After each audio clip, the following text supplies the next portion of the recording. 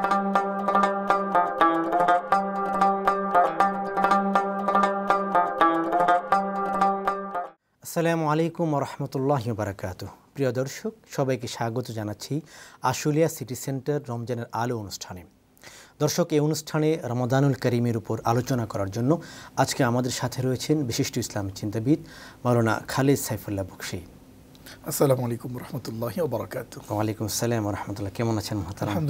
আলহামদুলিল্লাহ খুব ভালো আছি। প্রিয় দর্শক, আমরা আজকে আলোচনা করব মাহে রমদানে কুরআনের সওগাত, এই বিষয়টা নিয়ে। মুহতারাম, আমরা যেটা জানি রমাদানুল করিম আমাদের মাঝে আগমন করে একটি সওগাত নিয়ে। এর অন্যতম একটি সওগাত হলো কুরআন। যে ব্যক্তি কোরআন পড়লো এবং রমজানে কোরআনের আদর্শকে গ্রহণ করলো, সে হলো উত্তম ব্যক্তি। তো এই বিষয়ে যদি আপনি কিছু আলোচনা করেন। দেখুন, এই রমজান আল্লাহ তাআলা এত বরকতপূর্ণ, এত মাগফিরাতপূর্ণ করেছেন কোরআনের কারণে। সেজন্য আমরা যদি এই মাহে রমজানের হক আমরা যদি আদায় করতে যাই, তাহলে কোরআনকে অ্যাভয়েড করে কেবলমাত্র না খেয়ে থেকে কিন্তু রমজানের হক আদায় হবে না। কারণ এই রমজানটা এত মহিমান্বিত এবং এত বরকতপূর্ণ হয়েছে কোরআনেরই কারণে। দেখুন, কোরআনে আল্লাহ তাআলা বলছেন, কিতাবুন আনজালনাহু ইলাইকা লিতুখরিজান নাসা মিনাজ যুলুমাতি ইলান নূর। এই কোরআনকে আমি নাজিল করেছি এজন্যে যে লোকেরা আছে অন্ধকারে, সে অন্ধকার থেকে আলোর দিকে বের করে নিয়ে আসবার জন্য কিন্তু আল্লাহ তাআলা কোরআন নাজিল করেছেন। এবং যখন কোরআন অবতীর্ণ হয়েছিল পৃথিবীর মাঝে 1400 বছর আগে আমি ফিরে যাচ্ছি, তখন কিন্তু আইএমএ জাহিলিয়াত ছিল, অন্ধকারের যুগ ছিল, ইতিহাস যেটাকে বর্বরতার যুগ বলে। সেই অন্ধকার যুগে কোরআন এসেছে আলো দেওয়ার জন্য, এবং সেই আলো কিন্তু আজও পর্যন্ত এবং কিয়ামত পর্যন্ত সেই আলো অব্যাহত থাকবে।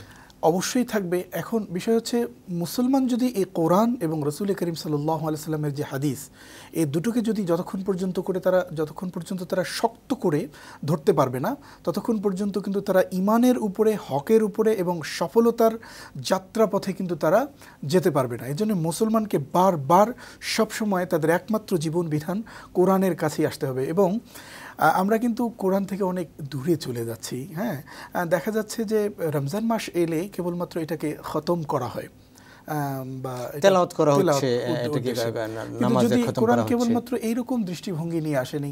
কোরআন আল্লাহ তাআলা বলছেন, ওয়ালাকাদ ইয়াসসারনাল কুরআনা লিযিকরি ফাহাল মিন মুদ্দাকির। আমি তোমাদের জন্য কোরআনকে সহজ করে নাজিল করেছি, কেউ কি আছো এ থেকে তোমরা শিক্ষা গ্রহণ করবে? এবং আল্লাহ কিন্তু আহ্বান করেছেন যে তোমরা কি কেউ আছো যে এ থেকে শিক্ষা গ্রহণ করবে। এখন এই শিক্ষাটা যদি গ্রহণ আমরা করতে চাই, তাহলে কিন্তু আমাদের এটা বুঝে পড়তে হবে, আমাদের জানতে হবে। এবং এই কোরআনের হক ততক্ষণ পর্যন্ত পুরোপুরি আদায় হয় না যতক্ষণ পর্যন্ত না কোরআন পড়ব সহি করে।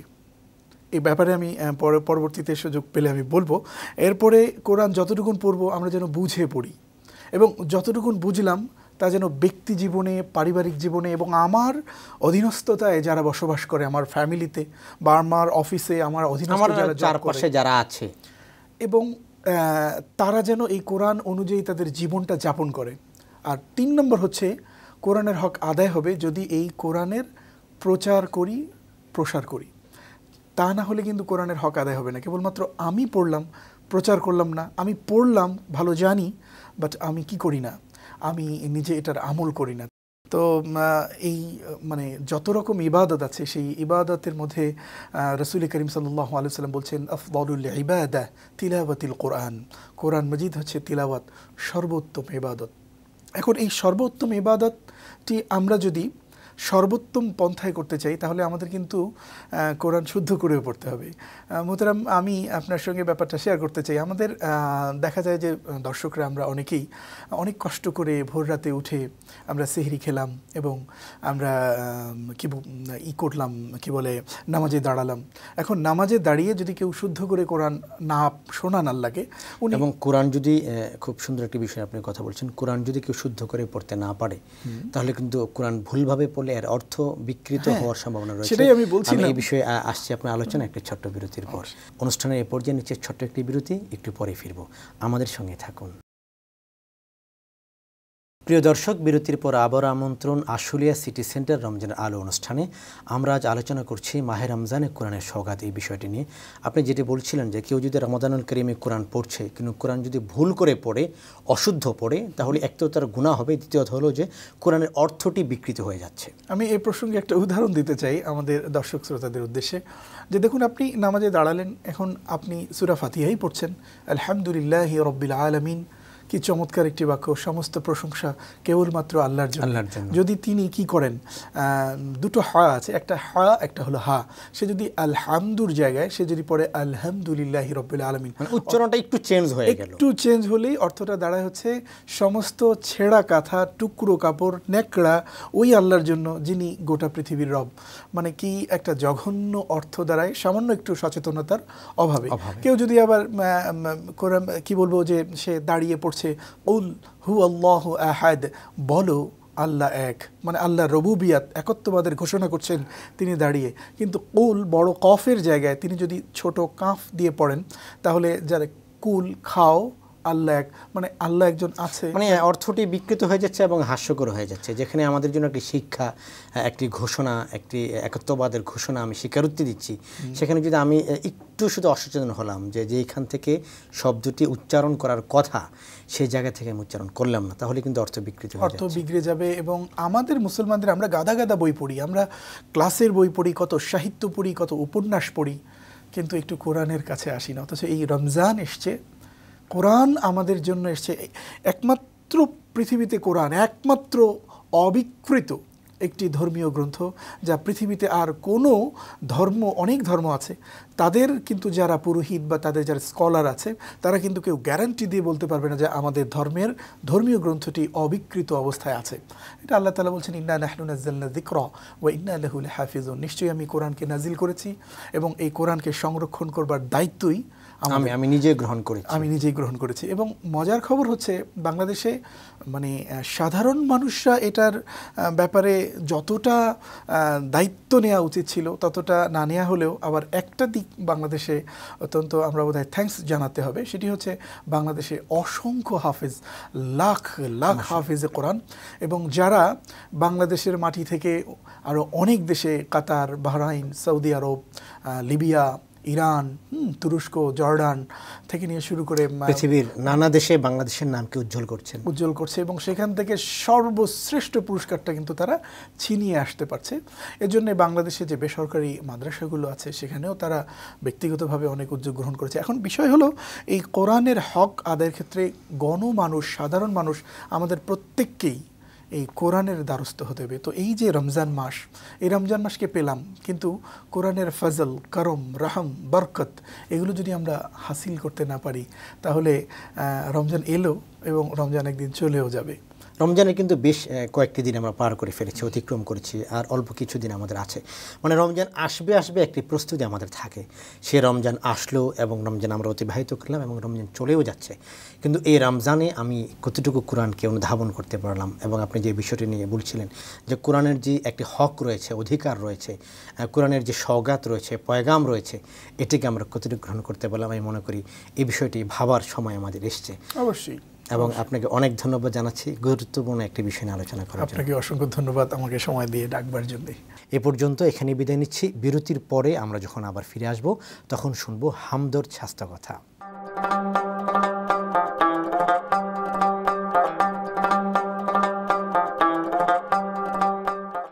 আসসালামু আলাইকুম ওয়া রাহমাতুল্লাহি ওয়া বারাকাতুহু। প্রিয় দর্শক, সবাইকে স্বাগত জানিয়ে শুরু করছি আশুলিয়া সিটি সেন্টার রমজানের আলো অনুষ্ঠান।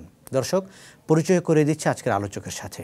আলোচনা করার জন্য আমাদের সাথে রয়েছেন ঝিলপার জামে মসজিদের সম্মানিত খতিব মাওলানা ইউসুফ মাহমুদি। আসসালামু আলাইকুম ওয়া রাহমাতুল্লাহ। ওয়ালাইকুম আসসালাম। মহতারাম, কেমন আছেন আপনি? জি আলহামদুলিল্লাহ ভালো। আপনি ভালো আছেন? আলহামদুলিল্লাহ রাব্বিল আলামিন। প্রিয় দর্শক, আমরা আজকে আলোচনা করব অফুরন্ত নিয়ামতের মাস মাহে রমজান, এই বিষয়টি নিয়ে। মহতারাম, আমরা যেটা জানি যে রমাদানুল কারীম আমাদের মাঝে আগমন করে নিয়ামতের অফুরন্ত সম্ভার নিয়ে, এই বিষয়ে যদি আপনি আলোচনা করেন। আলহামদুলিল্লাহ, জাযাকাল্লাহ খায়র। আপনাকে অনেক ধন্যবাদ সুন্দর একটা বিষয় নির্ধারণ করার জন্য। আসলে আল্লাহ রাব্বুল আলামিনের নিয়ামত সম্পর্কে আমরা যদি আলোচনা করতে যাই, তাহলে শুধু যদি রমজান সম্পর্কে, রমজানের নিয়ামতগুলি আলোচনা করি, তাহলে আমার মনে হয় বিষয়টা পরিপূর্ণ হয় না। জি। মানে সার্বিকভাবে সব বিষয়গুলি নিয়ে আলোচনা করা দরকার, তবে সময়ের স্বল্পতার কারণে আমরা সেদিকে যেতে পারছি না। এজন্য শুধু রমজানের সম্পর্কে দু একটি আলোচনা করব ইনশাআল্লাহ। আল্লাহ রাব্বুল আলামিন কালামে হাকিমের মধ্যে বলেন, লা ইন শাকারতুম লা আযীদান্নাকুম ওয়া লা ইন কাফারতুম ইন্না আযাবি লাশাদীদ, যে তোমরা যদি আমার নেয়ামতের শুকরিয়া আদায় করো তাহলে আমি তোমাদেরকে আরও বাড়িয়ে দেব। কি পরিমাণ বাড়াবেন এটা আল্লাহ রাব্বুল আলামিনই ভালো জানেন। আমরা আল্লাহ রাব্বুল আলামিনের নেয়ামতগুলির মধ্যে সব সময় ডুবে থাকি, তো সেজন্য সময়ের স্বল্পতার জন্য রমজানে আমরা রমজান সম্পর্কে দু একটি নেয়ামত সম্পর্কে আলোচনা করব। হ্যাঁ, আল্লাহ রাব্বুল আলামিন কোরআনে যেভাবে বলছেন যে লা ইন শাকারতুম লা আযীদান্নাকুম ওয়া লা ইন কাফারতুম ইন্না আযাবি লাশাদীদ, যে তোমরা নেয়ামতের শুকরিয়া আদায় করো আমি বাড়িয়ে দিব, এবং শুকরিয়া আদায় না করলে আমার শাস্তি কিন্তু খুব কঠিন। এটা কিন্তু একটা গুরুত্বপূর্ণ বিষয়। আর আল্লাহ রাব্বুল আলামিন যে বললেন যে বাড়িয়ে দিব, এই বাড়িয়ে দেওয়াটা পৃথিবীর কেউ কোনো গজ মিটার বা কোনো কিছু দিয়ে মেপে শেষ করতে পারবে না। পরিমাণ তিনি বৃদ্ধি করবেন, বাড়িয়ে দিবেন, এটা কিন্তু কারোর পরিসংখ্যান করা, নির্ধারণ করা কোনো অবস্থাতেই সম্ভব নয়। তো আমরা যদি রমজানের কিছু নেয়ামতের দিকে তাকাই তাহলে আমরা এই আলোচনাগুলি সবসময় জেনে থাকবো, সবাই কমপ্লিট জেনে থাকে, তারপরে মুজাকারার জন্য বলা যে আল্লাহ রাব্বুল আলামিন কিন্তু বলছেন যে রমজান শুরু হলো তো আমি জান্নাতের দরওয়াজাগুলি খুলে দিলাম, রমজান শুরু হলো জাহান্নামের দরওয়াজাগুলি বন্ধ করে দিলাম, রমজান শুরু হলো আমি শয়তানকে শৃঙ্খলিত করলাম। এই যে বিষয়গুলি, এরকম যদি আমরা ডানে বামে তাকাই, উপরে নিচে তাকাই, সামনে তাকাই, তাহলে আমাদের দৃষ্টি যত দূর যাবে নেয়ামতের পরিসংখ্যান করা আমাদের পক্ষে কোনোদিন সম্ভব হবে না। তো এই জন্য আমরা এই বিষয়গুলির যদি তাকাই যে আল্লাহ রাব্বুল আলামিন জান্নাতের দরওয়াজাগুলি বন্ধ করে কি বলতে চান, সেখানে আমার কি করণীয় আছে, জাহান্নামের দরওয়াজাগুলি বন্ধ করে আল্লাহ রাব্বুল আলামিন আমাদেরকে কি বোঝাতে চান, সেখানে আমাদের কি করণীয় আছে। বললেন যে রমজান উপলক্ষে আল্লাহ রাব্বুল আলামিন আমাদের জন্য একটি পরিবেশ তৈরি করেছেন। আমরা যদি বিষয়টি নিয়ে একটু ভাবি যে তিনি জাহান্নামের দরজাগুলোকে বন্ধ করে দিয়েছেন আর জান্নাতের দরজাগুলোকে খুলে দিয়েছেন, তাহলে একজন মুসলমানের জন্য, একজন রোজাদারের জন্য আমরা এই কথাটা বলতে পারি যে একজন যিনি প্রকৃতভাবে রোজা রাখবেন তার জন্য জাহান্নাম নিষেধ, যিনি প্রকৃতভাবে রোজা রাখবেন, রোজা থেকে শিক্ষা গ্রহণ করবেন, তার জন্য জান্নাত হলো তার উপযুক্ত স্থান এবং একমাত্র স্থান। বেশক ওই যে আল্লাহ রাব্বুল আলামিন আয়াতের মধ্যে যেটা বলছেন যে নেয়ামতের শুকরিয়া আদায় করো আমি নেয়ামত বাড়িয়ে দেব, তো এটা যদি আমরা এখানে এসে সেট করি যে নেয়ামতটা কি, আল্লাহ যে জান্নাতের দরওয়াজাগুলি খুলে দিলেন, তো আমাদের কিছু করার কিছু দরকার আছে কিনা। যদি এখানে কিছু করার দরকার না থাকে তাহলে তো রোজা রাখার কিছু দরকার ছিল না। যেহেতু রোজা রাখার দরকার আছে, করণীয় আছে, তখন রোজা রাখা এবং কিভাবে রাখা, কোরআন হাদিস যেভাবে বলেছেন আমাদেরকে সেভাবেই রাখা, সেই ক্ষেত্রে আমরা যদি আসি তখনই কিন্তু আমাদের উপর হুকুম আহকামগুলি এসে লেগে যায় যে একজন রোজাদারের জন্য ভোর থেকে শুরু করে সন্ধ্যা পর্যন্ত এবং রাতের করণীয়, ইফতারের করণীয়, সেহরির করণীয়, কোরআন তেলাওয়াত হইতে শুরু করে প্রতিটি দিন আমরা কিভাবে পালন করব এই বিষয়ে নির্ধারিত দিক নির্দেশনা রয়েছে। আমি আসছি আপনার আলোচনায় একটি বিরতির পর। প্রিয় দর্শক, এ পর্যায়ে একটি বিরতি নিচ্ছি, ফিরে আসবে একটু পরেই। দর্শক, বিরতির পর আবার আমন্ত্রণ আশুলিয়া সিটি সেন্টার রমজানের আলো অনুষ্ঠানে। আমরা যেটি আলোচনা করছিলাম, আপনি বলছেন যে রমজানের প্রতিটি দিন সকাল থেকে সন্ধ্যা পর্যন্ত, ঘুম থেকে ওঠা নিয়ে ঘুমিতে যাওয়া পর্যন্ত আমাদের কিছু করণীয় রয়েছে। বেশক এক্ষেত্রে আমরা যদি বিষয়টাকে নতুন করে ভাবি তাহলে একটা হাদিসের কথা এরকম আমার মনে পড়ে যে রাসূল সাল্লাল্লাহু আলাইহি ওয়াসাল্লাম সাহাবীদেরকে বলেছেন যে দেখো, প্রত্যেক দিন কিন্তু দিনের আলো এসে তোমার দরজায় এসে বলে যে আব্দুল্লাহ বা আব্দুর রহমান বা অমুক বা তমুক, আমি কিন্তু তোমার জন্য নতুন একটা দিন, তোমার জীবনে যতগুলি দিন তুমি পাবা প্রত্যেকটা দিন কিন্তু একটা পার্ট, আলাদা একটা পার্ট। আমরা যদি মনে করি সপ্তাহের বৃহস্পতিবার প্রত্যেক সাপ্তাহিক বৃহস্পতিবার সবটাই মনে হয় সমান, না, সেটা কিন্তু আমাদের বড় মাপের ভুল হবে।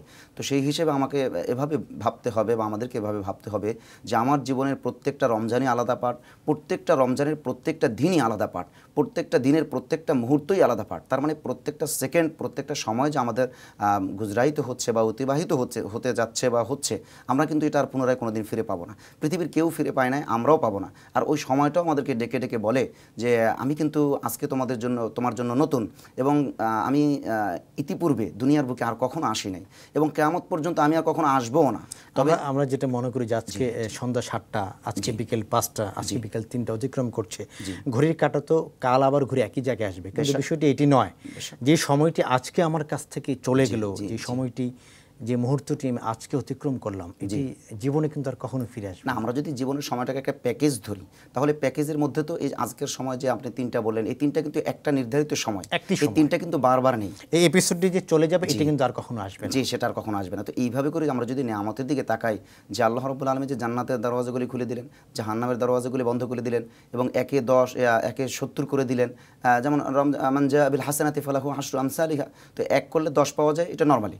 রমজানে তো আমাদেরকে 1-70 দেওয়া হয়েছে এবং নফলকে ফরজের সমতুল্য করে দেওয়া হয়েছে, ফরজকে 70 গুণ বাড়িয়ে দেওয়া হয়েছে। তো এই যে 70 গুণ আমরা যদি এভাবে ভাবি যে শুধু 70 গুণ, তাহলে কিন্তু ভুল হবে। ভাবতে হবে কি 70 গুণ হলো আকল বা নিম্ন সর্বনিম্ন। জি জি জি, এর চাইতে আল্লাহ চাইলে বেহিসাব মানে দিতে পারেন, যেটা কেউ কখনো মেপে শেষ করতে পারবে না। তো সেজন্য আমরা যদি নেয়ামতের দিকে তাকাই, তাহলে আল্লাহ প্রদত্ত যে বিষয়গুলি রয়েছে, আমরা তো শুধু খাবার দাবারের নেয়ামত বা আসবাবপত্রের নেয়ামত বা আমাদের রিজিকের যে বিষয়গুলি রয়েছে বা দুনিয়ায় আমরা যে বিষয়গুলি অর্জন করি, কামাই করি, যে এক্সেপ্ট যে বিষয়টা বা কাসবের যে বিষয়টা রয়েছে, এই বিষয়টাই আমরা শুধু ভাবি। কিন্তু আল্লাহর পক্ষ থেকে যে বিশেষ বিশেষ নেয়ামতের সময় রয়েছে, যেমন তাহাজ্জুদের একটা ব্যাপার রয়েছে, তাহাজ্জুদের সময়ের একটা ব্যাপার রয়েছে, কিয়ামুল লাইলের একটা ব্যাপার রয়েছে, তারাবির নামাজের মধ্যে তেলাওয়াতের একটা ফজিলতের ব্যাপার রয়েছে। তো ওই সময়ে মানুষটা যদি ওই নেয়ামতের কথা চিন্তা করে, যে আল্লাহ তো বলেছেন লা ইন শাকারতুম লা আযীদান্নাকুম, ঠিক এরকমভাবে আল্লাহ তো কোরআনের অন্য আয়াতে বলে রেখেছেন লা তাকনাতু মির রাহমাতিল্লাহ ইন্নাল্লাহা ইয়াগফিরুয যুনুবা জামিআ ইন্নাহু হুয়াল গফুরুর রহিম। তো এই রমজানের মধ্যে যেমন লাইলাতুল কদর দেওয়া হয়েছে, বিশেষ বিশেষ সময়ের বিষয় দেওয়া হয়েছে, ইফতারের আগ মুহূর্তে দোয়া কবুলের সময় রয়েছে, এবং রমজানে প্রায় প্রত্যেকটা মুহূর্তই কিন্তু দোয়া কবুলের সময়। এবং সাথে সাথে আরেকটি বিষয় বলবো, আজকে আলোচ্য যে বিষয়টি, প্রতিটি বিষয় কিন্তু এক একটি নিয়ামত। জি জি, ইফতার রমজান একটি নিয়ামত, সেহরি রমজান একটি নিয়ামত, তারাবি রমজান একটি নিয়ামত। সামাজিক সম্প্রীতি যে বিষয়টা, আমরা যদি এটাও যদি আমরা উপলব্ধি করি, তাহলে আমার মনে হয় বিশেষ করে মুসলিম অধ্যুষিত দেশ যেগুলি বা এলাকা যেগুলি, সেগুলিতে বিশেষ করে রমজান উপলক্ষে নতুন করে শান্তি আসার বার্তা এটা সারা বিশ্ববাসী আশা করতে পারে, আর মুসলমানরা তো অবশ্যই আশা করতে পারে। সেই ক্ষেত্রে আমি আমার দর্শকদেরকে লক্ষ্য করে কথা বলতে পারি যে আমরা যদি নেয়ামতগুলির দিকে তাকাইয়া, সেই ক্ষেত্রে আমরা যদি জীবনের প্রত্যেকটা ক্ষেত্রে এসেই যদি আমরা করতে চাই, নেয়ামতগুলিকে সেট করতে চাই এবং নেয়ামতের উপলব্ধি করতে চাই, তাহলেই কিন্তু আমরা সফল কাম হয়ে যেতে পারি। অনেক ধন্যবাদ আপনাকে অত্যন্ত গুরুত্বপূর্ণ একটি বিষয় নিয়ে কথা বলার জন্য। আপনাকে অনেক ধন্যবাদ এবং আমাদের দর্শক শ্রোতাদেরকে অনেক ধন্যবাদ। দর্শক, এতক্ষণ পর্যন্ত আমরা আলোচনা শুনলাম মাহে রমজানের নিয়ামত আমরা কিভাবে উপলব্ধি করব এবং উদযাপন করব। দর্শক, অনুষ্ঠানে এ পর্যায়ে নিচ্ছে আরেকটি বিরতির পর ফিরে এসে আমরা শুনব হামদর্দ স্বাস্থ্য কথা।